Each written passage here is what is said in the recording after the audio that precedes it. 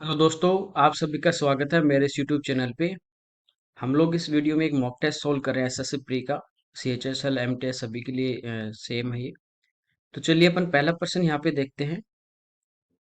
इसमें यहाँ पे देखिए सिंप्लीफिकेशन का क्वेश्चन दिया गया आपको 1/3 इंटू 1/3 इंटू 1/3, यानी ये 3 बार आपस में गुणा है। तो ये अपने पास है 1/3 का होल क्यूब। इसको लिख सकते हैं 1/3 का होल क्यूब। फिर प्लस में देखिए 1/4 भी 3 बार गुणा है, तो ये भी आ जाएगा 1/4 का होल क्यूब। और प्लस 1/4 का, सॉरी 1/5 का क्यूब, -3 इंटू 1/3 इंटू 1/4 इंटू 1/5 है। देखिए यहाँ पे अपन ये जो 1/3 इसको ए मान लेते हैं, और 1/4 जो इसको बी मान लेते हैं, और 1/5 इसको सी मान ले। तो यहाँ पे देखिए ये आपके पास बन रहा है A cube plus B cube plus C cube -3 ABC। ठीक है, और इसका फॉर्मूला क्या होता है? ये होता है A plus B plus C into A square plus B square plus C square minus A B minus B C minus C A. ठीक है, तो इसका फॉर्मूला ये होगा। अब अपोन में यदि अपन देखें, इसके अपोन में क्या है, तो ये देखिए 1/3 इंटू 1/3 है, तो ए इंटू ए, ये ए स्क्वायर है, ये बी स्क्वायर है, ये सी स्क्वायर है। और ये माइनस को यदि अंदर गुणा कर दोगे तो ये -AB - BC और -C है। इसका मतलब नीचे ये सेम टर्म आपको दी गई है, A square plus B square plus C square -AB - BC - C। तो ये वाली टर्म तो क्या हो गई, कट गई। तो अपने पास खाली क्या बचेगा यहाँ पे? तो यहाँ पे बचेगा a प्लस बी प्लस सी। तो इनका मान रख दीजिए 1/3 प्लस 1/4 और प्लस 1/5। एलसीएम लेंगे तो ये आ जाएगा 60। 3 का भाग देंगे अपन तो 20। 15 का देंगे तो, सॉरी 4 का देंगे 15, और 5 का देंगे तो 12। इनको ऐड करेंगे तो ये हो गया 47 डिवाइड बाई 60। तो ये इसका अपना आंसर आ जाएगा बी। तो खाली फॉर्मूला था, ये आपको याद है, तो आप डायरेक्ट यहीं से देख सकते हो कि ये वाली टर्म कैंसिल होगी, डायरेक्ट इनको प्लस करना है। ओके, अगला देखिए। कह रहा है एक काम को करने में बी को ए और सी के साथ करने की तुलना में 3 गुना समय लगता है। यहाँ पे देखिए बात करें अपन बी और ए और सी एक साथ काम कर रहे हैं। ए और सी को यदि एक दिन लगेगा, तो कह रहा है बी को 3 गुना समय लगता है, यानी टाइम का रेशियो की अपन बात करें तो 3:1 है। ये हम समय और कार्य में पढ़ चुके हैं कि टाइम और एफिशिएंसी का जो रेशियो होता है वो एक दूसरे का उल्टा होता है। तो एफिशिएंसी का क्या हो जाएगा, 1:3। ठीक है, इसके बाद कह रहा है सी को ए तथा बी के साथ एक साथ काम करने की तुलना में दुगना समय लगता है। अब यदि बात करें अपन कि ए और बी जो है, ये यदि एक दिन में करते हैं तो सी को लगता है डबल टाइम। तो एफिशिएंसी का जो रेशियो होगा वो उल्टा हो जाएगा 1:2। अब कह रहा है तीनों व्यक्ति एक साथ उस काम को 10 दिन में पूरा कर लेते हैं, तो अकेले ए का पूछा है। देखिए, एक तरीका ये है कि आप एफिशिएंसी इक्वल कर लीजिए और आ जाएगा, नहीं करते हो तो भी कोई दिक्कत नहीं। यहाँ से देखिए इन तीनों की एफिशिएंसी 4 है, और टोटल जो भी टाइम होता है या एक की एफिशिएंसी उसी का समय तो गुणा करते हैं तो अपने पास कुल काम आ जाता है। टोटल वर्क ये आपको बताया हुआ मेरा टाइम एंड वर्क में, कि टोटल वर्क की अपन बात करें तो ये आपका क्या होगा, एफिशिएंसी इंटू टाइम।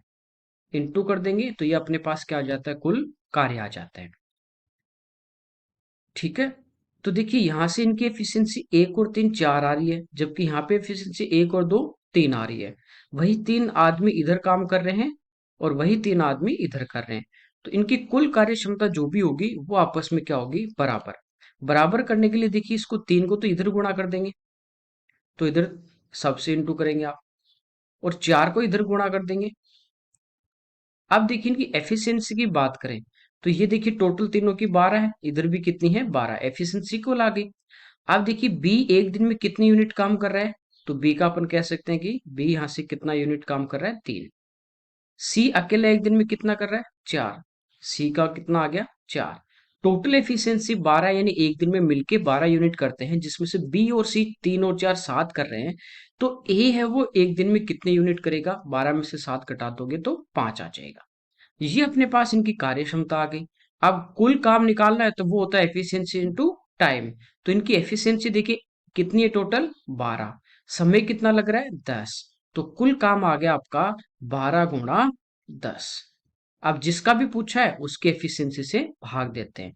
तो ए का पूछा है, तो ए की एक दिन की एफिशिएंसी है 5, एक दिन में 5 यूनिट काम करेगा, तो 5 का भाग देंगे। तो 12 गुणा 2 यानी आंसर कितना आ जाएगा, 24 इसका आ जाएगा। ये सेम आपको टाइम एंड वर्क में मैं पहले भी करवा चुका हूँ। अगला देखते हैं। कह रहा है एक सोफा सेट जिसका अंकित मूल्य 800 रुपए है, एक थोक विक्रेता द्वारा एक फुटकर दुकानदार को 25% और 15% की क्रमिक छूटों पे बेचा जाता है। तो पहले दिन की एक अपन डिस्काउंट निकाल लेंगे, समतुल्य बट्टा जिसको बोलते हैं। तो पहले देखिए इनको ऐड करते हैं, 25 और प्लस 15, ठीक है। और इनका जो प्रोडक्ट होगा ए इंटू बी अपॉन 100, 100 से डिवाइड करके इससे माइनस कर देंगे। अब 15 में देखिए 4 का भाग देते हो, 15/4 की यदि बात करें अपन तो ये होता है 3.75। 25 और 15 ये अपना हो गया कितना, 40, माइनस कर देंगे 3.75, ठीक है। तो ये अपना कितना आ जाएगा, 36.25।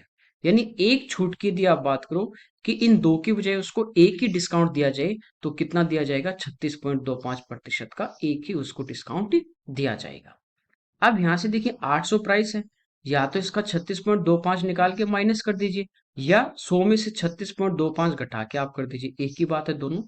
800 रुपए की है और उस पर एक सिंगल डिस्काउंट दिया जाए तो वो दिया जाएगा 36.25%। यानी कितने की छूट होगी वो अपन यहाँ से निकाल सकते हैं। देखिए इंटू करेंगे 8 को 25 से 200, और 2 पे पॉइंट लगेगा तो ये हट जाएगा 2। 8 को 6 से करेंगे 48 और 2 50, 5 8 दिए 24 और 5 29, यानी 290 रुपए की तो वो छूट देगा। 800 रुपए का सामान है तो बेचेगा कितने में, तो बेचेगा उसको कितने में, 510 में। ये इसका आंसर आ जाए, कोई दिक्कत नहीं, सेम पढ़ चुके हैं प्रॉफिट लॉस में। नेक्स्ट देखिए, कह रहा है एक कक्षा के 40 बच्चों का औसत भार 36.2 केजी है। उस कक्षा में 42.3, 39.7 और 39.5 किलोग्राम भार वाले 3 बच्चे आ जाए तो 43 बच्चों का औसत भार। देखिए इसको अपन डायरेक्ट देखेंगे, बेसिक से आपको निकालना है तो 40 को गुणा कर दीजिए 36.2 से, 40 बच्चों का टोटल आएगा। उसमें इन तीन का भी ऐड कर देंगे, 43 का टोटल आएगा। फिर 43 से डिवाइड करेंगे, एवरेज आ जाएगा, ठीक है। अब डायरेक्ट कैसे करना है वो देखिए। यहाँ पे कह रहा है कि 40 बच्चों का जो एवरेज है वो 36.2 है। अभी जब आपको एवरेज पढ़ाया था तो ये चीज बताई थी, एवरेज का मतलब सभी में इक्वल इक्वल इक्वल बांट देना। यानी 40 जो बच्चे हैं क्लास के, प्रत्येक बच्चे का मान लीजिए भार है 36.2, 36.2, 36.2, ये सभी का क्या है, वेट है, कोई दिक्कत नहीं। अब देखिए 40 जो बच्चे थे ना, उनका प्रत्येक का एवरेज का मतलब है प्रत्येक का वजन है 36.2, 36.2, 40 का 36.2। अब ये जो 3 बच्चे हैं इनका ध्यान दीजिए, आप इन पे ध्यान दीजिए कि ये बताइए मेरे को कि ये जो अपने पास 3 बच्चे आए हैं, इनका प्रत्येक का वेट भी यदि 36.2 होता तो एवरेज में कोई फर्क नहीं पड़ता, तब 43 बच्चों का एवरेज कितना होता, 36.2 होता, ठीक है। तो यहाँ पे देखिए ये जो 42.3 है, ये 36.2 से कितना ज्यादा है, ये अपन निकाल लें, ठीक है। तो ये यहाँ पे ज्यादा आपका 6.1, ठीक है। 39.7 है, ये देखिए एवरेज से कितना ज्यादा है, तो ये एवरेज से ज्यादा है 3.5, ज्यादा है तो प्लस, कम है तो माइनस। ये कितना ज्यादा है, 39.5 है, एवरेज से कितना ज्यादा है देखिए, तो ये है 3.3। ये तीनों बच्चे एवरेज से 36.2 से इतना ज्यादा है। यदि 36.2 ही होता तो एवरेज आपका 43 का भी 36.2 रहता। इनको ऐड कर ले तो ये तो 9 और ये 6 6 12, यानी ये जो 12.9 केजी इनका वेट ज्यादा है।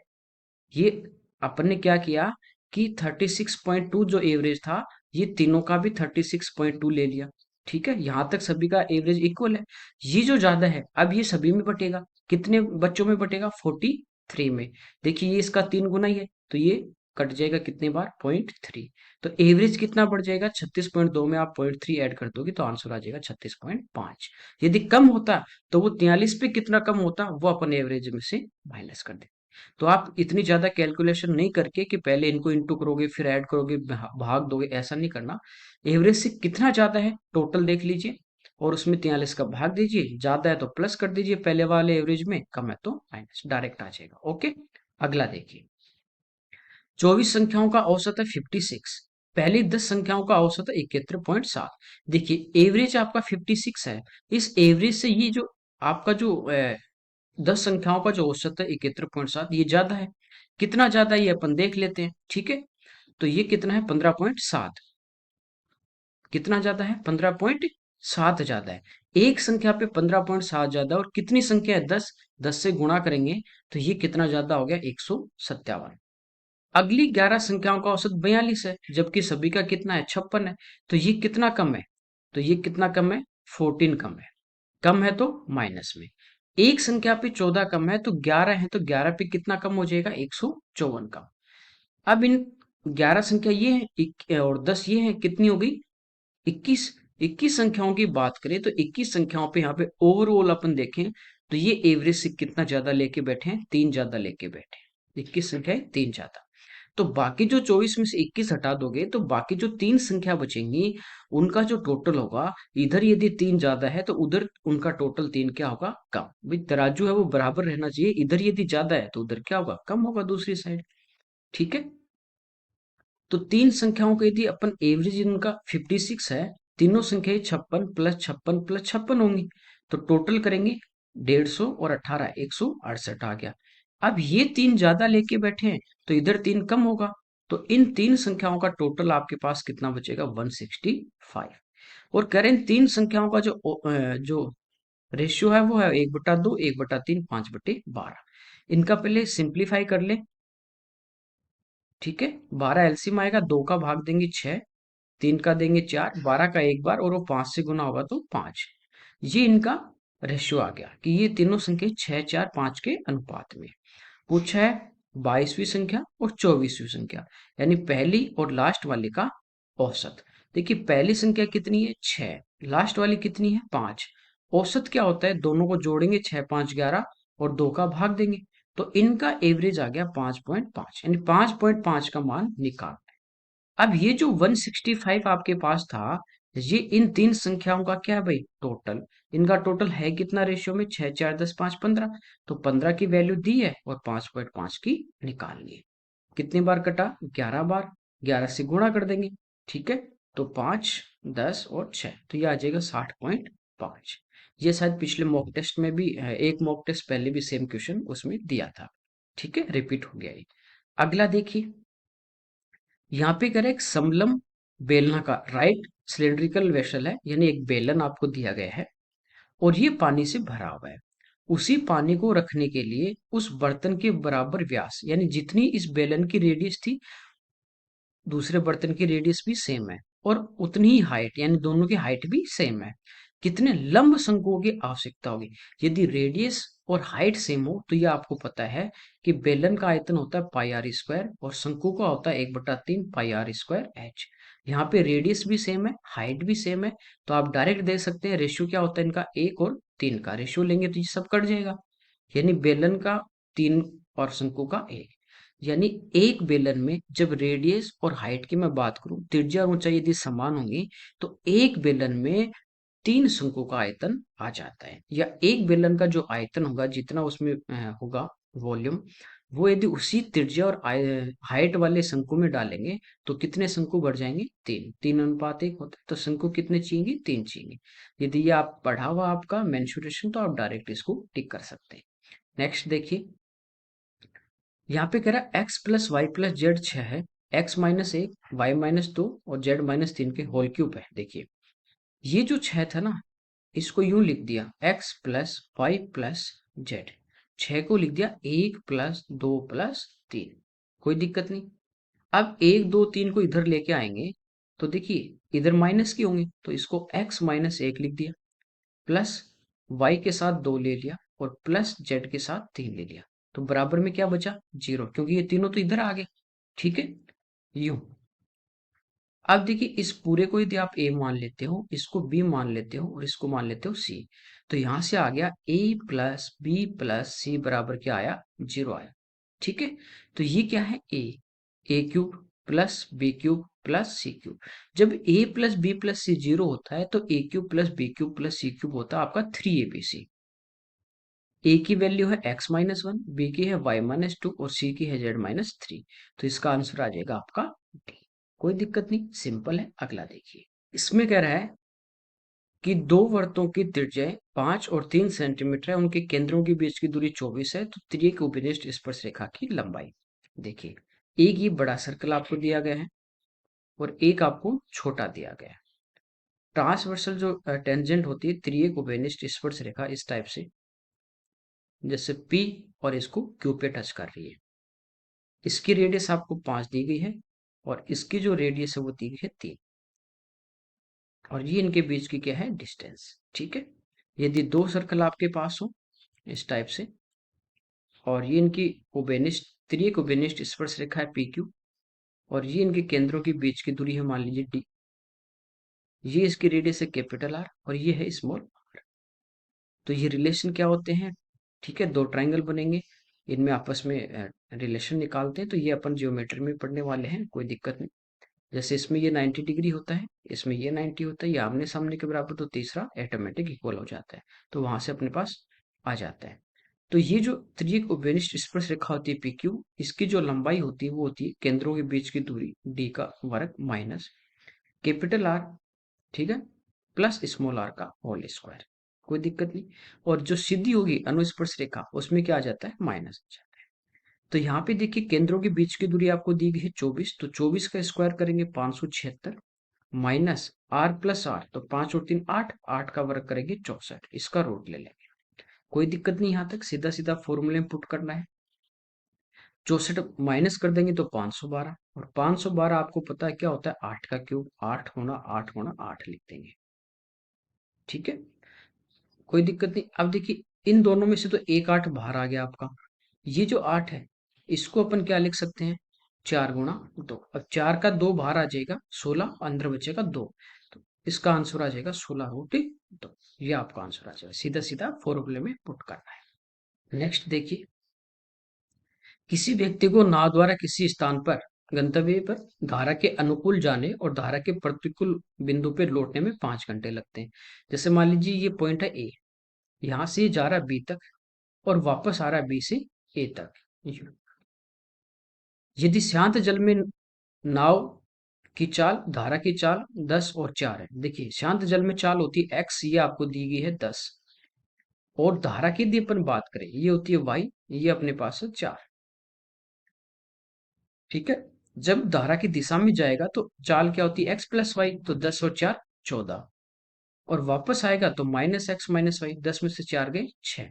ये देखिए वही क्वेश्चन बन गया कि एक विद्यार्थी अपने घर से स्कूल 3 किलोमीटर प्रति घंटे की चाल से जाकर वापस 2 किलोमीटर प्रति घंटे की चाल से आता है, उसको आने जाने में 5 घंटे लगे, तो दूरी अपन निकालते हैं, एवरेज स्पीड से निकाल सकते हो इसकी। ठीक है, और दूसरा डायरेक्ट बताया था। दूरी यदि आपको निकालनी है तो ये क्या होगी, चालों का गुणनफल, प्रोडक्ट ऑफ स्पीड, यानी 14 × 6, और टोटल टाइम यदि दिया है तो नीचे स्पीड का भी टोटल करेंगे, डिफरेंस देगा तो नीचे डिफरेंस लेंगे। ठीक है, तो टोटल टाइम दिया है तो यहाँ पे सम ऑफ स्पीड कर देंगे, तो 14 और 6 20, और टोटल टाइम है 5, 5 से कटेगा 4 बार, ये कटेगा 2 बार, और 2 से 7 बार, और 2 से 3 बार। तो दूरी जो है वो आपकी आ जाएगी कितनी, 21 किलोमीटर। कोई दिक्कत नहीं। अगला देखिए, सूर्य के उन्नयन कोण 45 डिग्री से 30 डिग्री होने पे एक स्तंभ की छाया 60 मीटर बढ़ जाती है स्तंभ की ऊंचाई। देखिए, ये स्तंभ है अपने पास, पहले ये जो एंगल आपके पास था ये था यहाँ पे 45 डिग्री, लेकिन एंगल धीरे धीरे सनसेट होगा तो आपका क्या होगा, एंगल छाया बढ़ती जाएगी, और ये आ गया यहाँ पे। अब ये एंगल हो गया आपका कितना, 30 डिग्री। तो पहले देखिए ये स्तंभ जो भी था इसकी हाइट मान लीजिए जैसे h थी, तो इसके 45 डिग्री होगा, तो ये दोनों साइड इक्वल होंगी, तो पहले इसकी छाया भी यहाँ तक ही थी। जैसे एंगल बढ़ा तो अब इसकी छाया कहाँ से कहाँ तक आ गई, यहाँ से लेके यहाँ तक, ये पूरी आ गई। तो ये जो बड़ी है ना ये वाली, ये अपने को पूछी है, कोई दिक्कत नहीं। और ये कितनी है बढ़ी हुई, 60, कि पहले से अब छाया कितनी बढ़ गई, ये वाली कितनी दी है आपको, 60 दी है। ठीक है, देखिए हाइट आपको पूछी है, क्या करना है इसमें, ये यदि 45 है तो आपको पता है ये एच है, तो ये भी कितनी होगी, एच होगी। ठीक, अब ये पूरे ट्रायंगल की बात करें, ए बी और सी की, इस पूरे ट्रायंगल की मैं बात करूं इसकी, तो ये एंगल यदि 30 है तो ये एंगल 60 है। और 30 के पास वाली भुजा आपको पता है बड़ी होगी, बड़ी करने के लिए इसको √3 से गुणा करेंगे, तो ये पूरी आ जाएगी √3h। अब इस √3h में से h घटाओगे तो ये डिफरेंस आ जाएगा, तो माइनस करना है बस, √3h माइनस h, और डिफरेंस यानी कितने का है, 60 का। h इधर से कॉमन ले लीजिए, √3 माइनस 1 बराबर 60। h बराबर आपका आ जाएगा 60/√3 - 1। ठीक है। अब बटे में नहीं है तो इसका परिमेयकरण करेंगे, यानी प्लस, नीचे माइनस है तो प्लस वाले से ऊपर नीचे गुणा कर देंगे। ठीक है। ये देखिए a minus B into A plus B है, तो ये होगा a² माइनस b², तो √3 का 3 और उसमें से a घटा दोगे 2, तो ऊपर आ गया 60, गुणा में है √3 प्लस 1, और नीचे कितना बचा, तो 2 से कटेगा 30 बार, तो आंसर आ जाएगा 30 इंटू √3 प्लस 1। कोई दिक्कत नहीं। अगला देखिए, कह रहा है कि 3 पुरुष 4 लड़के एक काम को 12 दिन में, 4 पुरुष और 3 लड़के वही काम 10 दिन में, तो 2 पुरुष और 3 लड़के कितने दिन में। आपको बताया जब भी इस टाइप का आ जाए और वाला एंड वाला, तो पहले इनको आपस में इंटू करना है, 12 से करेंगे, यानी एक ही दिन में काम को करवाना है, तो मुझे 36 तो आदमी चाहिए। तथा या और का मतलब होता है प्लस एंड इंग्लिश में, और 12 को 4 से गुणा करोगे तो 48, यानी 36 आदमी और 48 बच्चे मिलकर इस काम को एक दिन में कंप्लीट कर देंगे। अब इनकी बात करें तो 10 से गुणा करोगे तो 40 आदमी प्लस 30 लड़के, ये भी उसी काम को एक दिन में कर रहे हैं जिसको ये कर रहे हैं, सेम कर रहे हैं, तो इनको यहां से क्या करेंगे, बराबर। अब देखिए 36 इधर आके 40 में से माइनस कर दोगे तो बचे कितने, 4 आदमी, बराबर 30 इधर आके माइनस होंगे 48 में, तो बचे कितने, 18। 2 से कट गया 2 बार, 2 से कट गया 9 बार, यानी 2 आदमी जो है वो 9 बच्चों के बराबर है। यहां से इनकी एफिशिएंसी भी, कि आदमी और बच्चे की जो एफिशिएंसी है वो है 9:2, यानी एक आदमी एक दिन में 9 यूनिट काम करेगा तो बच्चे कितना करेगा, 2 यूनिट ही कर सकता है, इसमें कोई दिक्कत नहीं है। ठीक है। अब किसी भी एक इक्वेशन को एक में चेंज कर लीजिए और जो पूछा उसको भी उसी में चेंज करके निकाल लेंगे। तो यहाँ पे देखें अपन कि ये 4 आदमी है, 2 आदमी के बराबर 9 बच्चे, तो 4 इसका डबल है, तो 2 से गुणा करेंगे तो 4 के बराबर 19 बच्चे हो जाएंगे, और प्लस 3 बच्चे ये हैं ही, तो 19 और 3 22, यानी 22 लड़के इस काम को 10 दिन में करते हैं। अब इनको यदि बॉयज में चेंज किया ना, तो जो पूछा उसको भी बॉयज में, तो ये 2 आदमी, 2 के बराबर 9 बच्चे, और प्लस 3, 9 और 3 12, तो 12 बॉयज कितने दिन में करेंगे ये अपने को फाइंड आउट करना है। ठीक है। अब देखिए ये 2 से कट गया आपका 11 बार, और ये 2 से कट गया 6 बार, 2 से 3 बार और 2 से 5 बार, तो ये आ गया 11 गुना 5 55, 55/3। एक बार देख लेते हैं, इसको चेंज किया 4 के बराबर, सॉरी 9 दूनी 18 होंगे, ये 19 कर दिए हैं, 18 और 3 21 बच्चे होंगे भैया, है ना, मिस्टेक कर दी है। ये है अपने पास 21 बच्चे 10 दिन में, और ये आ गया अपने पास 9 3 12, कोई दिक्कत नहीं। 21 है तो ये 3 से कटेगा 7 बार, और ये 3 से कटेगा आपका 4 बार, फिर ये 2 से 2 बार और 2 से 5 बार, 7 पंजो 35, 35/2 आएगा, यानी 17.5 इसका आंसर आएगा। ओके। अगला देखिए, ये सिंप्लीफिकेशन का क्वेश्चन है। देखिए सबसे पहले अपन सोल्व किसको करते हैं, विनिकुलम, रेखा बंधनी बोलते हैं इसको। इसके बाद ब्रैकेट, फिर ऑफ, फिर डिवाइड, फिर मल्टीप्लाई, फिर ऐड, फिर सब्ट्रैक्ट। तो सबसे पहले इस रेखा बंधनी को अपन सोल्व करते हैं। इसको सोल्व करने का तरीका क्या है, एक तो सीधा सीधा ये है कि जो भी इसके नीचे साइन होता है ना उसको आप उल्टा कर दीजिए, प्लस है तो माइनस कर देंगे, माइनस है तो प्लस में, तो ये हटा रहे हो तो इसका मतलब ये किसका साइन हो गया, माइनस का। ठीक है। अब इनको ऐड कर दीजिए, माइनस माइनस के कितने हो गए, या इसको यूं लिख सकते हैं ब्रैकेट में 18 -18 -13, क्योंकि इसके नीचे वाला साइन चेंज हो जाता है, 18 से 18 कटा, ये बचा -13। अब बाहर माइनस है तो ये +13 हो जाएगा, 25 और 13 38। अब 42 में से 38 माइनस कर दोगे तो 4, तो ये बचे 225 -4, आंसर कितना आ जाएगा, 221। ओके। अगला देखिए, सरल रेखा x बराबर 0, x 0 कहाँ पे होता है, y एक्स पे, इस पे, ये जो y एक्स होता है इस पे हमेशा x क्या होगा, 0, और y बराबर 0, ये 0 कहाँ पे होता है आपका, x एक्स पे, एक्स पे कहीं भी चले जाएं अपन, माइनस अनंत से प्लस अनंत तक, वहां हमेशा क्या मिलेगा आपको, वाई जीरो। तो दो लाइन तो ये है। तीसरी है एक्स प्लस वाई बराबर एक। ठीक है, एक्स प्लस वाई बराबर एक। तो यहाँ पे देखिए क्या करना है, एक बार x का मान जीरो रखेंगे, x जीरो रखेंगे तो ये तो जीरो होगा, तो y कितना आ जाएगा, एक।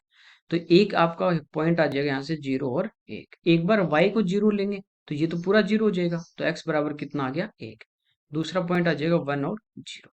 अब देखिए x जीरो कहाँ पे होगा, x जीरो होगा y एक्स पे, तो ये पॉइंट आ गया जीरो वन।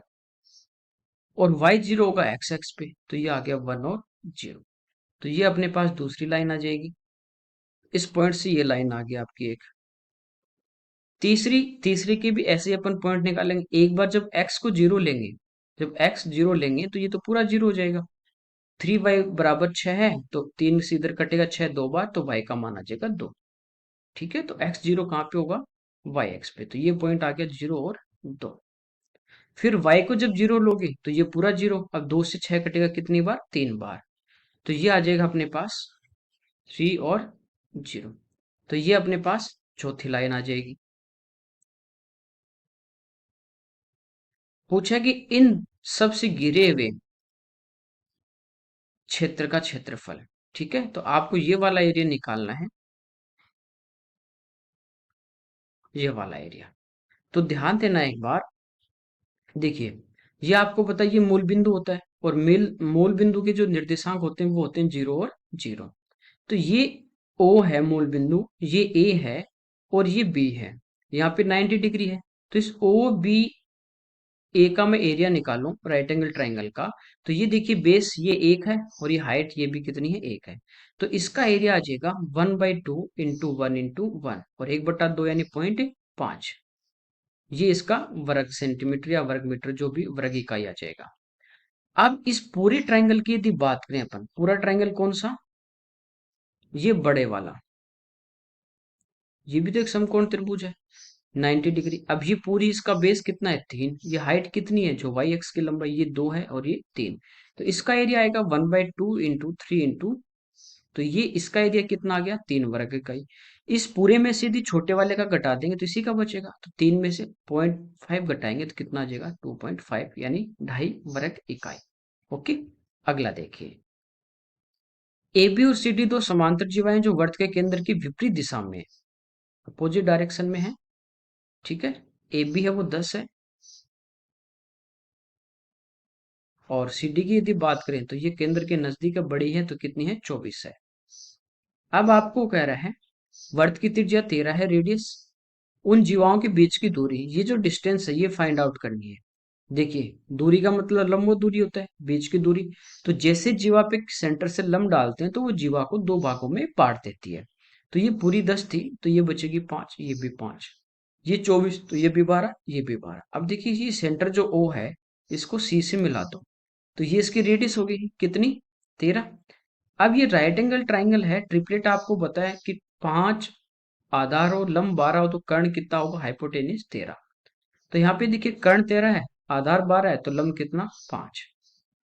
ये भी 13 है, आधार पांच, कर्ण 13, तो ये कितना, 12। तो ये डिस्टेंस टोटल कितनी होगी, 12 प्लस पांच, कितना आंसर आ जाएगा, 17 सेंटीमीटर। ओके, अगला देखिए, टेन थीटा का मान दिया भाई, दो बटे एक, ये होता है लंब बटे आधार।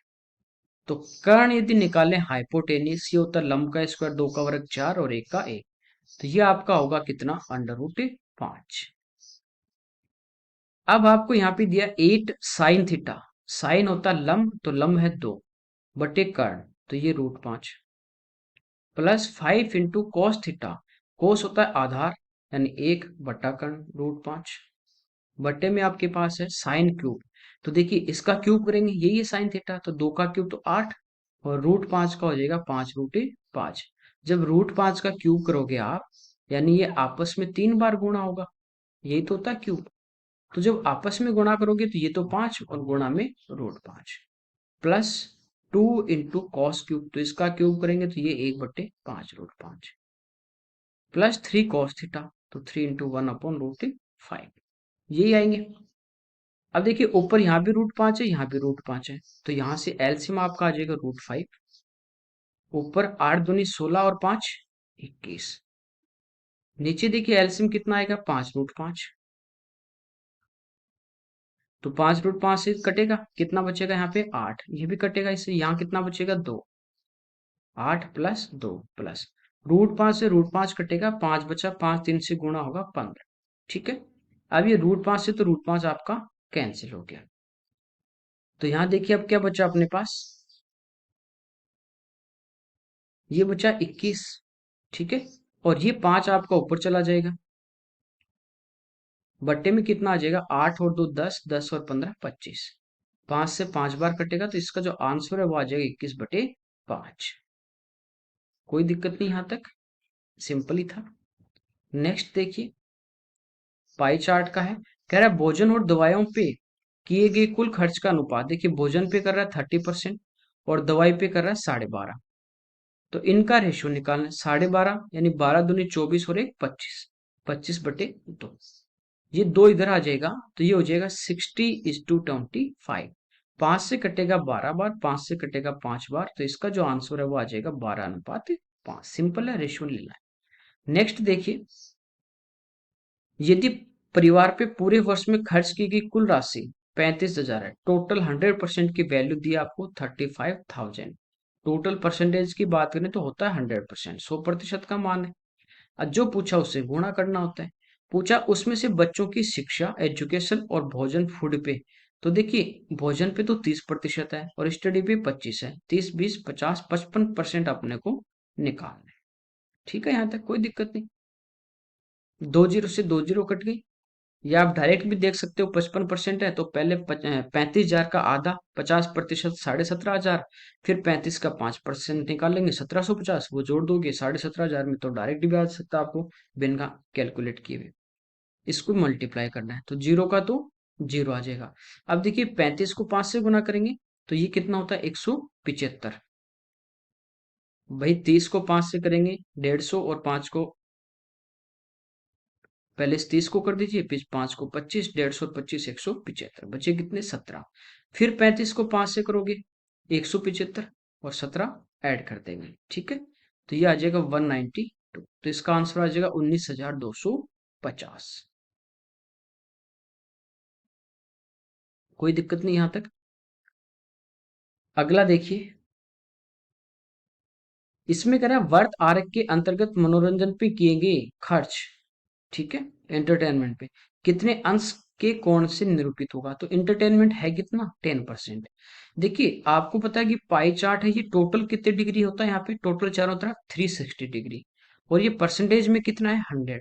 तो 100% 360 है और 10% आपको निकालना है, तो ये कितना आ जाएगा 36 डिग्री आ जाएगा सीधा। ओके, अगला देखिए, कह रहा है यदि किसी राशि का 12% की दर से 6 महीने बाद जोड़े जाने वाले चक्रवृद्धि ब्याज अर्धवार्षिक हो गया, और 1 वर्ष, 1 वर्ष, देखिए जब भी रेट अपन अर्धवार्षिक की बात करें तो 12 महीने में आपको 2 का भाग देना है, और आपको कहते हैं त्रैमासिक है तो 4 का भाग देना है, जो भी आपको कंडीशन देना उससे आप डिवाइड कर दीजिए। ठीक है, तो 6 6 महीने से ब्याज दे रहा है, 2 का भाग दिया, कितना आ गया 6। अब जो भी आपकी रेट होगी ना, सॉरी, 6 6 महीने से दे रहा है तो 6 का भाग देंगे, कितना आ गया 2। तो जो भी रेट है उसको हाफ कर देंगे और टाइम को डबल कर देते हैं, जो भी कंडीशन होती है। तो यहाँ पे रेट की यदि अपन बात करें तो ये 12% है, इसको आधा कर देंगे तो रेट तो आपकी 6%। समय आपका 1 साल था, ये आपका डबल होगा तो समय कितना हो गया 2 साल। ठीक है। अब देखिए 2 साल यदि आपके पास टाइम है तो सीआई और एसआई का यदि डिफरेंस आपके पास है 36, तो ये होता है पी इंटू आर स्क्वायर, तो आर का मान 6/100 गुना 100। 36 से 36 कट गया, 100 गुना 100, इसका आंसर कितना आ जाएगा 10,000। डिफरेंस यदि टाइम आपके पास 2 साल हो तो डिफरेंस का फॉर्मूला होता है P into R square upon 100 into 100। या इनकी रेट एस आई की तो कितनी हो जाएगी 12%, और सी आई की आपको पता है कितनी हो जाएगी, ये भी मैंने बता रखा है 12.36। डिफरेंस कितने का है 0.36 का, और वो किसके बराबर है 36 के बराबर, और गुणा 100 कर दोगे तो भी आपका आंसर आ जाएगा। अगला देखिए, वह संख्या कौन सी है जिसे 7 16 43, ठीक है, और 79 में जोड़ा जाए। तो समानुपात में आ जाए। समानुपात का मतलब कि बीच वालों का गुणनफल और बाह्य पदों का गुणनफल ये आपस में क्या होगा, बराबर।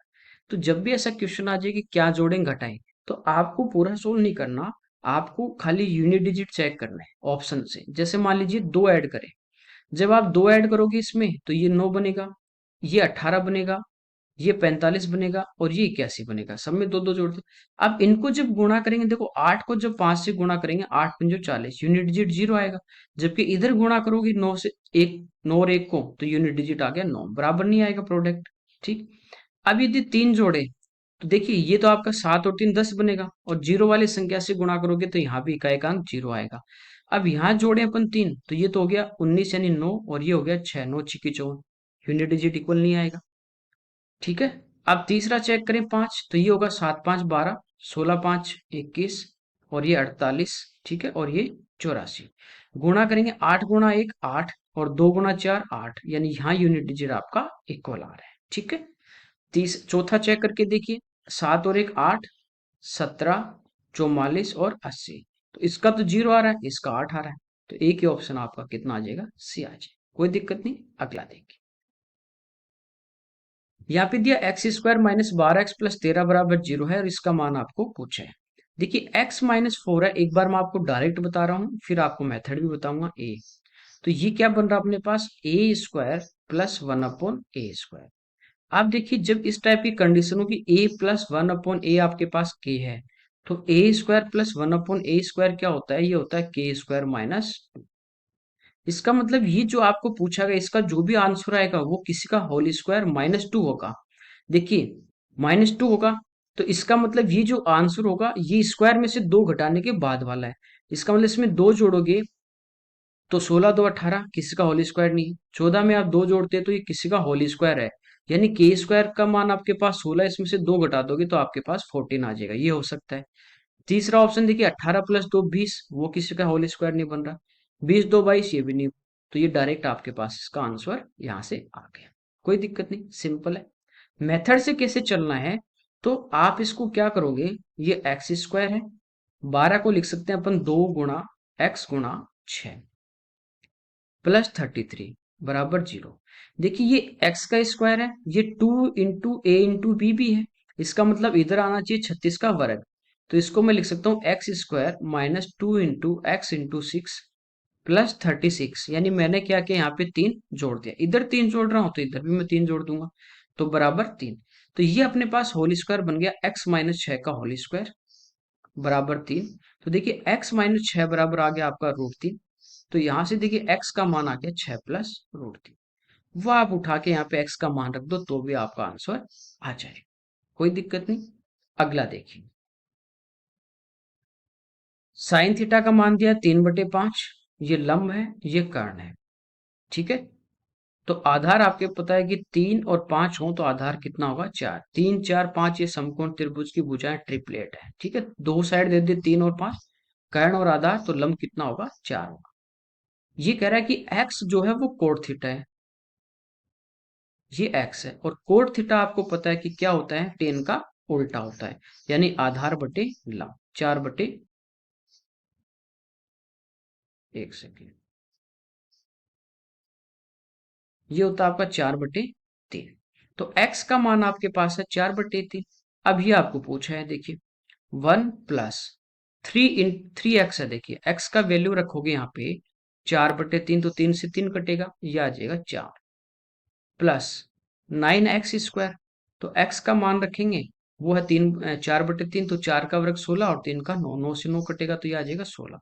ऐसे देखिए क्यूब करेंगे तो 3 का क्यूब 27 से 27 कटेगा, तो 4 का क्यूब आ जाएगा कितना, 64। ठीक है। अब पावर 4 करोगे तो 3 की पावर 4 81 कट जाएगा, तो आपका क्या आएगा, 4 की पावर 4 256 प्लस ये 243, तो इससे कट जाएगा, तो 4 की पावर अपने पास कितनी बची, 5। ठीक है, तो इसको गुणा कर दीजिए, ये अपने पास कितना आ जाएगा, 1024। ठीक है, यहाँ तक कोई दिक्कत नहीं। इन सबको क्या करना है, प्लस करना है, प्लस कर देते हैं। तो 1 प्लस 4 और 16 20 प्लस 64 जोड़ देंगे, देखिए छः चार 10 और छः पाँच 11 और एक 12, 320 और प्लस 1024। तो 20 20 40, 340 और एक। तो यूनिट डिजिट आपका कितना आ जाएगा यहाँ पे? 1 आएगा। सॉरी 1 नहीं, 4 और एक 5 आएगा। अब देखिए 5 यूनिट डिजिट एक में ही है, तो ये आपका आंसर आ जाएगा, कोई दिक्कत नहीं। तो इसको खाली अपने को x का मान निकालना था, वो अपने पास आ गया 4/3, और आपको केवल एक और दो में रखना था कि देखिए इधर 3 से कटेगा, फिर नीचे वाले 3 का स्क्वायर 9 होगा, फिर 27 होगा, 81 होगा, 223, ये सब कट जाएंगे। यानी 4 को लेके चलना था, 4 का एक बार 4, फिर इसका वर्ग, फिर इसका क्यूब, फिर इसकी पावर 4, फिर इसकी पावर 5, और इन सबको क्या करना था? ऐड कर। नेक्स्ट देखिए, 800 रुपये में दो वस्तुएं बेचकर एक व्यक्ति को तीन वस्तुओं के क्रय मूल्य के बराबर लाभ होता है। यह आपको बताया कि जितनी वस्तु बेचेगा उतनी ही खरीदेगा। तो सबसे पहले देखिए, दो वस्तु बेच रहा है, इसका मतलब दो उसने खरीदी, तो दो का क्रय मूल्य, और दो बेच रहा है तो दो का सेलिंग प्राइस। यहां तक आप लिख लीजिए। आपको पता है कि लाभ कब होता है? जब आपका सेलिंग प्राइस ज्यादा होगा। तो लाभ में से सॉरी विक्रय मूल्य इसमें से आप लाभ घटा दोगे तो क्रय मूल्य आ जाएगा, या क्रय मूल्य में लाभ जोड़ दोगे तो विक्रय मूल्य आ जाएगा, एक ही बात है।